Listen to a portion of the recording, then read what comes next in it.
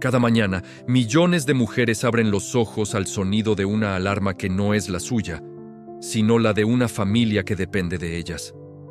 Madres, esposas, pilares silenciosos de un hogar, que a menudo cargan con la invisible y pesada mochila del no alcanza.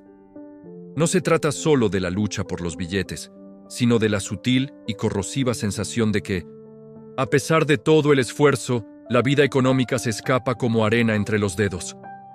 Es la historia de la renuncia diaria, la de ese sueño pospuesto, esa necesidad propia que se deja para cuando haya, o el miedo constante de que una pequeña emergencia pueda derrumbarlo todo.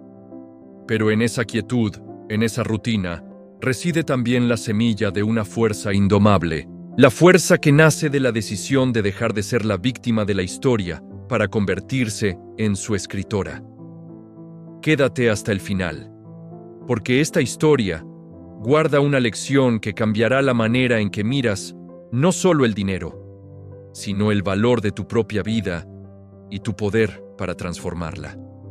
El olor a pan recién horneado y a café fuerte era la única señal de calidez que quedaba en la casa de Isabela. Fuera, la lluvia de la mañana golpeaba con una insistencia melancólica sobre las tejas de arcilla de su pequeño hogar en el pueblo de las Flores.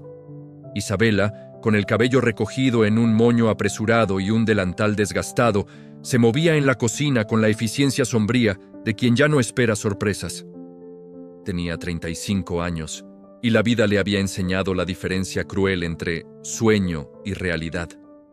Su sueño había sido abrir una pequeña pastelería, un lugar donde el aroma a canela y vainilla sirviera de refugio para el alma. Su realidad era una mesa de cocina donde apilaba montones de cuentas sin pagar, y una olla que, más de lo deseado, contenía solo arroz y frijoles para ella y sus 2 hijos pequeños. Su esposo Ricardo, un hombre bueno pero atrapado en la rueda de un trabajo que apenas cubría la mitad de sus gastos, estaba en un viaje laboral que lo mantendría lejos por 2 semanas. La ausencia de Ricardo no solo era una falta emocional, sino un vacío tangible en las cuentas, pues la última quincena había llegado con recortes inesperados. Esa mañana, sentada sola con la taza de café humeante y el silencio ensordecedor de la casa, Isabela sintió que la mochila que cargaba se rompía, esparciendo su contenido de deudas y miedos por todo el suelo de la cocina. Había un aviso de desalojo sobre la mesa. No era una amenaza vaga, sino una fecha impresa en papel oficial. 15 días. El dinero de la renta de los últimos 2 meses se había esfumado en una visita médica urgente y en la reparación de la vieja estufa. Tomó la hoja de papel. Sus manos no temblaban. Estaban inmóviles por la absoluta parálisis de la desesperanza. No había nadie a quien pedirle. Sus padres vivían modestamente, y su orgullo le impedía arrastrar a Ricardo a esta nueva catástrofe sin haber intentado algo. ¿Qué he hecho mal?, se preguntó en voz baja. Había sido ahorrativa, responsable. Había estirado cada dólar hasta hacerlo gritar. Había sacrificado sus propios gustos, sus propias ropas, todo, y aún así, el abismo se abría a sus pies. Se levantó y fue hacia la ventana, mirando la lluvia que lavaba las calles del pueblo. Justo enfrente de su casa, al otro lado de la calle empedrada, se alzaba la imponente y algo misteriosa mansión de don Gonzalo, conocido por todos en las Flores simplemente como el Rico. Don Gonzalo no era ostentoso, pero su casa, con sus grandes ventanales y su jardín inmaculado, era un recordatorio constante de otra realidad, una donde las cuentas no dictaban el ritmo de la vida. Isabela siempre había creído que la riqueza era un golpe de suerte, un juego de azar genético o un oscuro secreto de negocios que ella, como ama de casa, jamás entendería. Hoy, sin embargo, el miedo le quemaba el estómago, un fuego que devoraba su dignidad y le exigía una respuesta. Necesitaba saber. Necesitaba entender qué hacía la gente como don Gonzalo que la gente como ella no hacía. El pensamiento la impulsó hacia el pequeño estudio que Ricardo usaba a veces, una habitación polvorienta llena de libros viejos. No buscaba un préstamo, ni una solución mágica. Buscaba una pista. Lo único que encontró fue un ejemplar ajado y sin título, un libro que parecía haber sido olvidado por décadas. Lo abrió con desinterés, pero la primera frase la golpeó con la fuerza de una revelación. La pobreza no es la falta de dinero, es la falta de visión y la obediencia ciega a hábitos invisibles. La frase la hizo sentarse. Obediencia ciega a hábitos invisibles. ¿Había estado obedeciendo a algo que ni siquiera sabía que existía? Durante horas, Isabela leyó, y lo que encontró no fue una fórmula, sino una serie de principios que, según el texto, la gente que había construido su riqueza desde cero, aplicaba sin falta. El texto era antiguo y estaba escrito en un tono de sabiduría casi ancestral. No hablaba de acciones, sino de una filosofía. A medida que leía, Isabela fue extrayendo lo que para ella se convirtieron en 7 trucos, no de magia, sino de mentalidad. El primero, y el más difícil de aceptar para alguien que se sentía constantemente en deuda, era: págate a ti primero, el truco de la semilla de oro. El libro explicaba que la mayoría de la gente, al recibir dinero, lo usa para pagar deudas, gastos y lujos, y solo lo que sobra, si es que sobra algo, lo ahorra. Pero el rico, el constructor de riqueza, invierte una porción sagrada de cada dólar en sí mismo, antes de que el dinero toque cualquier otra obligación. Una pequeña parte del fruto de tu trabajo no es de los demás, es tuya para que crezca y te dé libertad. Si no te pagas a ti primero, siempre serás un esclavo de las cuentas de otros. Isabela sonrió amargamente. ¿Pagarme a mí primero? Si apenas tenía para pagar la leche. Pero luego, la segunda enseñanza la hizo reflexionar sobre el tamaño de esa porción sagrada. El texto no sugería cantidades imposibles, sino 10% de todo ingreso. 10%. Para Isabela, eso se sentía como robarle a sus hijos, pero el texto insistía: es una semilla, no una renuncia. El árbol no crece si te comes la semilla. El segundo truco era la clave de la disciplina. El truco del contenedor indestructible. El dinero no debe guardarse en el bolsillo, donde es fácil de sacar y gastar en deseos pasajeros. Debe ser puesto en un contenedor, una inversión, un activo que sea intocable. Este contenedor debe ser considerado un ladrillo para la pared de tu libertad futura. No es un fondo de emergencia, es tu capital de crecimiento. La historia del libro hablaba de un hombre que, al inicio de su camino, usaba un pequeño cofre de madera para guardar su 10%. Cuando sentía la tentación de usarlo, miraba el cofre y recordaba que estaba robando a su futuro yo. Isabela sintió una punzada de esperanza, aunque tenue. Ella no tenía un contenedor. Tenía una alcancía mental donde el dinero entraba y salía en un ciclo vicioso. Su primer acto de rebeldía fue tomar una vieja caja de lata que guardaba en el trastero. La limpió, la forró con un pañuelo de seda que le había regalado su abuela y decidió que esa sería su contenedor indestructible. No había nada dentro, pero el gesto físico cambió algo en su interior. La tercera enseñanza era la más contraintuitiva para una ama de casa. El truco de la piedra que rueda. No vivas donde vives. El libro explicaba que la gente con mentalidad de escasez tiende a invertir sus emociones y su dinero solo en su entorno inmediato. Compran ropa, aparatos, adornos para la casa. Gastan donde están. Pero el rico, incluso el que comienza con poco, siempre está buscando oportunidades fuera de su círculo. Tu dinero debe ser como una piedra que rueda, que no echa musgo. No te endeudes para vivir la vida que ves. Invierte en aquello que no puedes tocar ni usar a diario, sino en aquello que produce más dinero. La casa donde vives es un pasivo. La casa que alquilas es un activo. La ropa que vistes es un gasto. La herramienta que te produce ingresos es una inversión. Isabela se sintió expuesta. Su deuda más grande no era la renta, sino la tarjeta de crédito que había usado para comprar una nueva televisión el año pasado. Un intento desesperado de traer alegría temporal a su sala. Un gasto que no producía nada. Se dio cuenta de que había estado comprando consuelo, no libertad. La cuarta enseñanza la hizo levantar una ceja. El truco de la lámpara mágica convierte el tiempo muerto en oro. El tiempo que se gasta en ocio pasivo, en quejarse o en actividades que solo consumen energía es el verdadero desperdicio.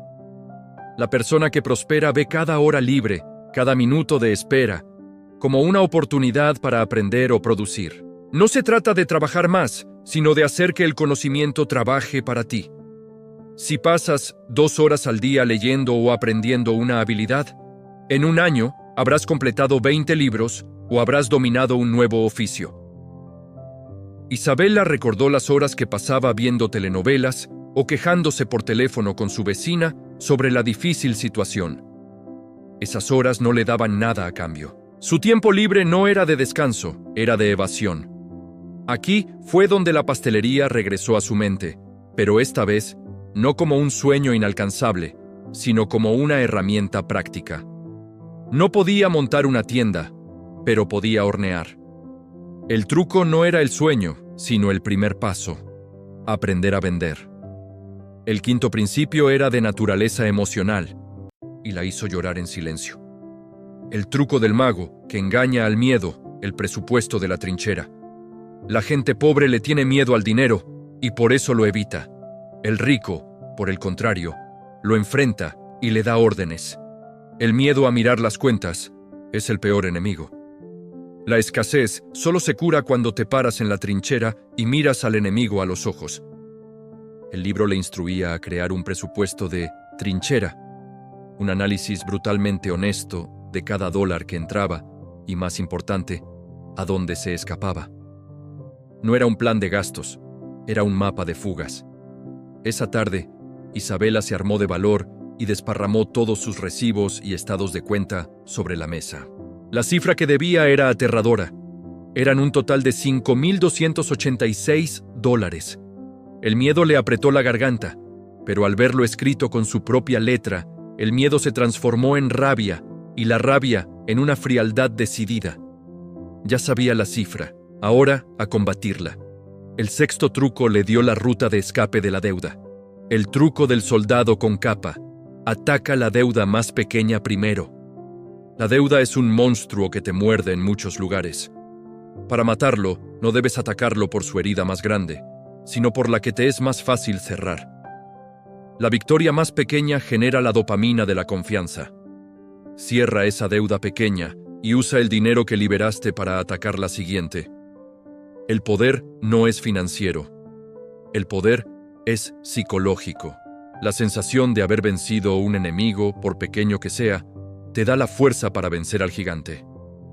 Isabela tenía 3 deudas: la tarjeta de crédito, un pequeño préstamo de un familiar y el arriendo.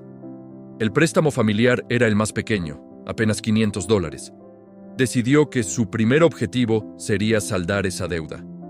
Era manejable, era una victoria posible. El séptimo y último truco era el más profundo, el que no hablaba de números, sino de alma. El truco del espejo roto: cambia tu historia, cambia tu valor. El dinero sigue al valor que tú creas y a la historia que te cuentas. Si te ves como la víctima de las circunstancias, el dinero te evitará. Si te ves como la creadora de soluciones, el dinero te buscará. El problema no es que no tengas dinero, sino que te ves como alguien que no merece tenerlo o no sabe cómo generarlo. Rompe el espejo que te muestra la derrota. Mira un nuevo reflejo, el de la persona que ya ha superado el desafío. Estas palabras calaron hondo en Isabela. Había estado viviendo la historia de la ama de casa sacrificada, la que no podía, la que no sabía. Había usado su rol como una excusa para la inacción. Se levantó de la mesa y miró la caja de lata, su contenedor indestructible. Estaba vacía, pero la visión de un futuro diferente ya estaba allí. La fecha de desalojo seguía siendo en 15 días. $5,286 seguían siendo una montaña, pero la parálisis se había ido.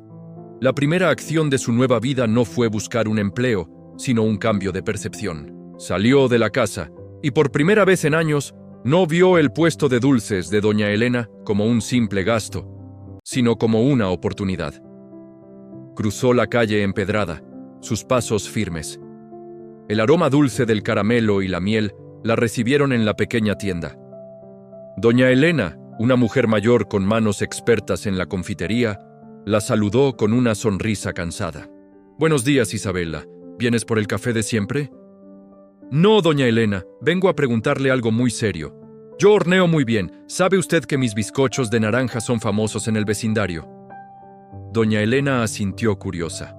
«Son excelentes, niña. Ligeros como una nube. Quiero proponerle un trato. Permítame traerle mi primer lote de bizcochos mañana a primera hora. Usted los vende en su tienda. Me da un porcentaje de la venta y yo, con ese dinero, compro más ingredientes. Es una inversión de riesgo cero para usted. La gente viene por sus dulces y ahora encontrarán el mío también. Es un negocio que se alimenta a sí mismo». El tono de Isabela no era de súplica, sino de una propuesta de valor. La diferencia era abismal. Doña Elena, acostumbrada a que la gente le pidiera limosna o un favor, vio la claridad en los ojos de Isabela. «Me gusta. El negocio es redondo como mis caramelos. Mañana a primera hora, pues. Pero tiene que ser el mejor bizcocho que haya hecho, Isabela». «Será el mejor, doña Elena». Regresó a casa con una energía que no sentía desde hacía años. Su plan era sencillo: hornear toda la tarde y noche, vender el lote completo, usar 10% de las ganancias para su contenedor indestructible y el resto para pagar los ingredientes y comenzar a atacar la deuda pequeña. El truco era comenzar. Mientras amasaba la harina, el silencio de la casa ya no era pesado, sino productivo. Entendió algo fundamental. La pastelería no era solo su pasión, era su herramienta de generación de valor. Su primera piedra que rueda fuera de su entorno. Ya no era solo ama de casa. Era Isabela, empresaria en construcción. La lluvia había cesado y un tenue sol luchaba por salir. El mundo no había cambiado en una hora, pero Isabela sí. La niebla de la desesperanza se había levantado, revelando el camino, y aunque la cima de la montaña era alta, ella ya había dado el primer paso. La primera victoria de Isabela no olía a dinero, sino a nuez moscada y jengibre. Al día siguiente, antes de que el sol asomara completamente, entregó a doña Elena una docena de pequeños pasteles individuales, presentados con sencillez, pero impregnados de un sabor que evocaba los mejores recuerdos de la infancia. Doña Elena, fiel a su palabra, colocó los pasteles en el mostrador principal. Isabela regresó a casa con el corazón latiéndole desbocado. Esperar era la parte más difícil. Pasó la mañana limpiando la casa, pero no por obligación, sino como una manera de canalizar la ansiedad. Ya no limpiaba el desorden, limpiaba su mente. Aplicó el truco del presupuesto de la trinchera al tiempo, eliminando cualquier actividad de tiempo muerto que pudiera robarle energía o concentración. A mediodía, un golpe en la puerta interrumpió su lectura de un libro de administración básica que había sacado de la biblioteca. Era la hija de doña Elena, una joven de unos 18 años. «Dice mi madre que venga por los platos, doña Isabela», dijo la muchacha con una sonrisa.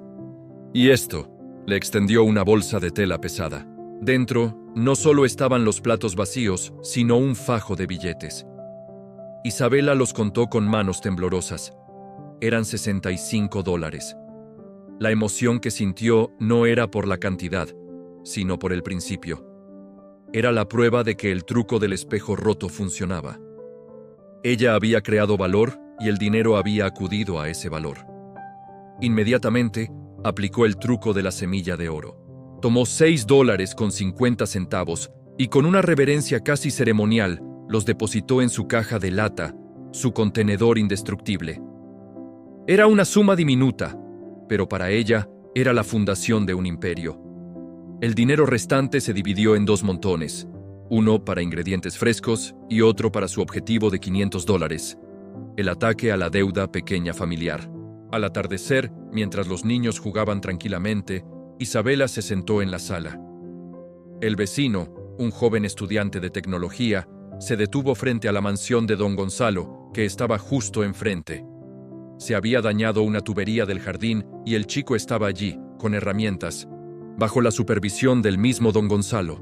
Un hombre de 70 años, de cabello plateado y mirada astuta y profunda. Isabella, guiada por el espíritu del truco de la lámpara mágica, decidió que ese tiempo muerto de espera mientras la masa reposaba no sería malgastado. Cruzó la calle. «Buenas tardes, don Gonzalo». «Buenas tardes, joven», saludó. Don Gonzalo la miró por encima de sus gafas. «Isabella, no me trae el olor de la canela engañándome a mí, ¿no?» Isabella sonrió, sintiendo una nueva seguridad. «No, señor. Vengo a pedirle un consejo, uno solo. Yo sé que usted ha construido mucho con muy poco, y ahora estoy tratando de hacer lo mismo». El joven a su lado se detuvo para escuchar. Don Gonzalo se cruzó de brazos. «La gente siempre me pide dinero prestado o favores, nunca ideas. Me gusta eso, Isabella. Pregunte». «Estoy vendiendo mis postres. Me va bien, pero mi mayor obstáculo es el miedo a que la gente no me quiera comprar». «¿Cuál es la diferencia entre vender un producto y vender prosperidad, don Gonzalo?» El viejo sonrió. Era una sonrisa sabia, que arrugaba los bordes de sus ojos. «La gente que prospera no vende cosas, Isabella. Venden soluciones a problemas que la gente ni siquiera sabía que tenía. El octavo truco, que no está en los libros, es el truco de la necesidad oculta». Don Gonzalo se puso de pie, su voz pausada y grave. «Usted no vende un bizcocho. Vende un momento de paz, un recuerdo de la abuela, un pequeño lujo que hace sentir importante a quien lo come. Está vendiendo una emoción.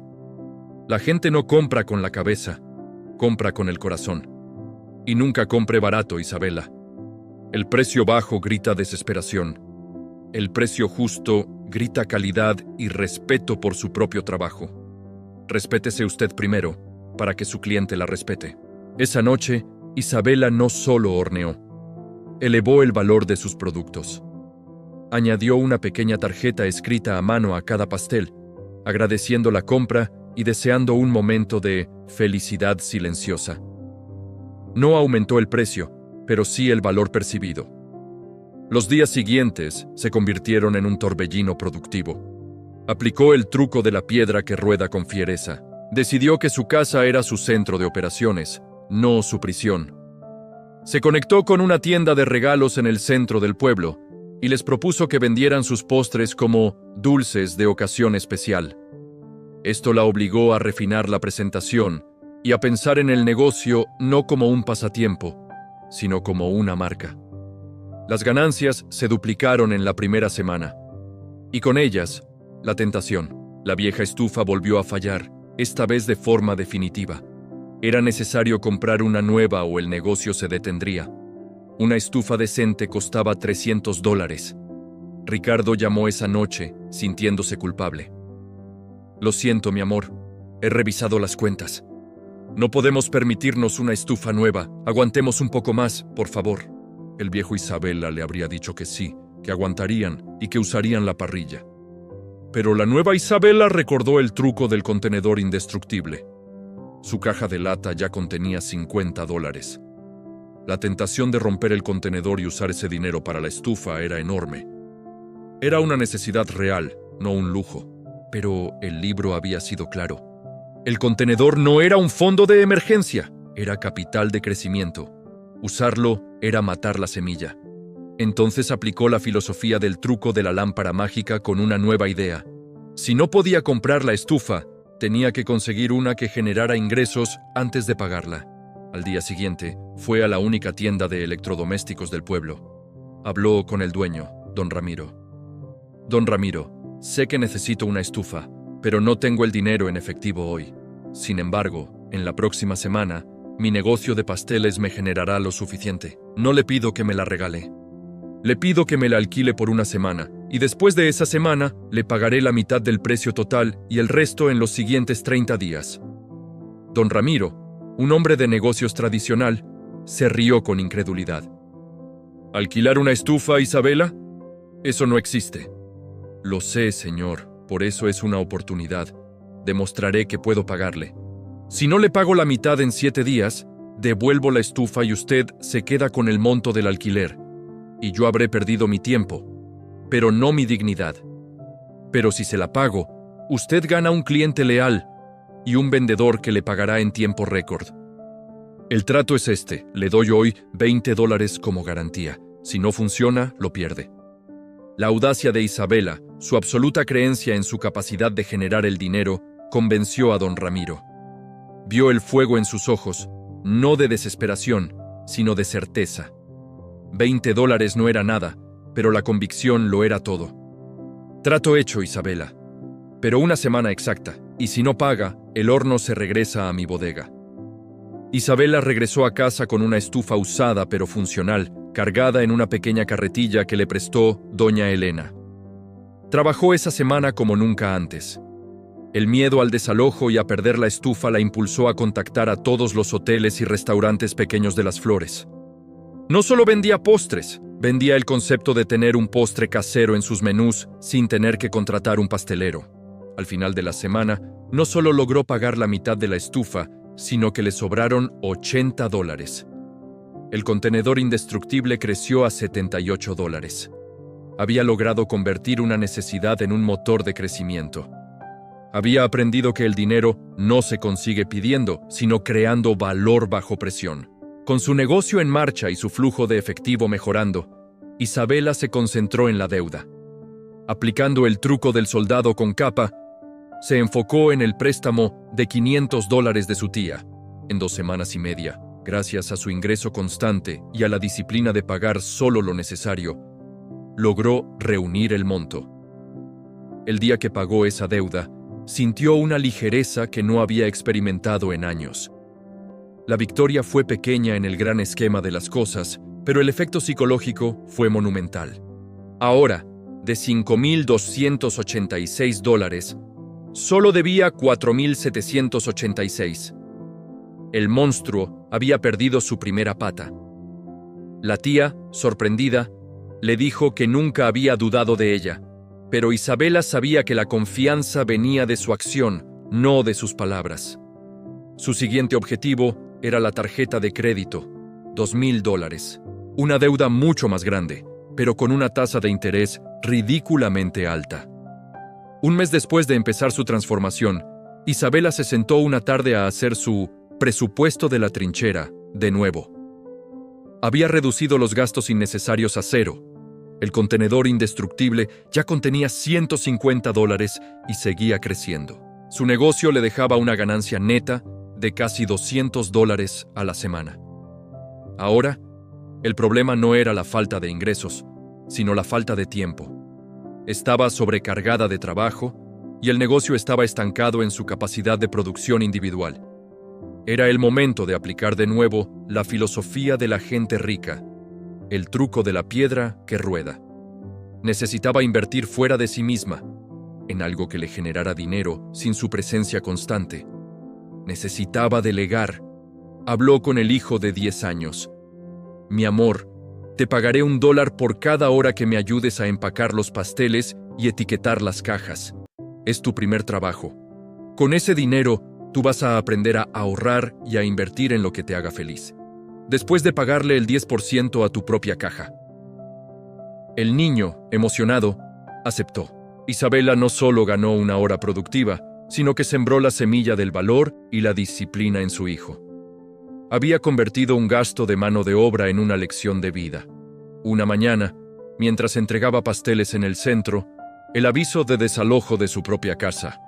Esa amenaza de 15 días apareció de nuevo en su mente. Solo le quedaban 5 días antes de la fecha límite para pagar los 2 meses de renta atrasada. $1,200. Ella había estado tan concentrada en construir su negocio y atacar las deudas pequeñas que el desalojo se había convertido en un miedo subyacente que había evitado mirar. Los $1,200 eran ahora su prioridad. Se dio cuenta de que si vendía todo el capital de ingredientes, si rompía el contenedor indestructible y usaba el dinero para la estufa, quizás podría reunir el monto, pero eso significaba detener el negocio, matar el flujo que la estaba salvando. Era la prueba de fuego de su nueva filosofía. Recordó el consejo de don Gonzalo: la pobreza es la obediencia ciega a hábitos invisibles. Romper el contenedor era el viejo hábito de la escasez. Ese día, Isabela hizo la cosa más arriesgada de su nueva vida. No fue a la tienda ni a la biblioteca. Fue al ayuntamiento.